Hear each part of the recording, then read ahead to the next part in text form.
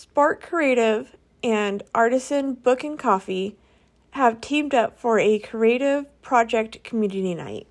But we started the community nights partly because I wanted an outreach opportunity for Spark Creatives and my small businesses, but also because community is just a thing that we don't have enough of, and interpersonal interaction, especially for those of us who are introverted or like science-minded, neurodivergent, whatever. We've got all kinds of barriers that we have to overcome.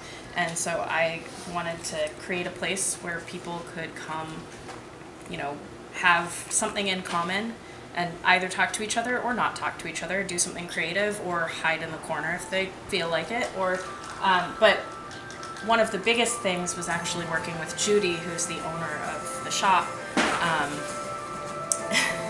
because we wanted to bring in a little bit more business on Wednesday evenings in addition to kind of helping with the community building aspect of my billion passion projects.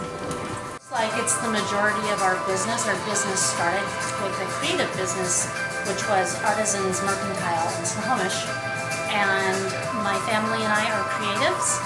And the whole point of oh my God, we have a cafe, was going to be to have meetups, have game meetups, have making meetups, have talking meetups, have reading meetups.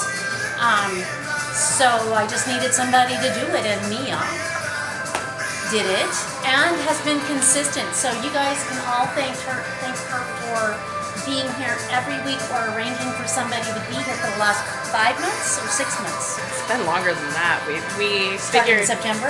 Yeah, something like that. So yeah, we're 8 months then. Yeah.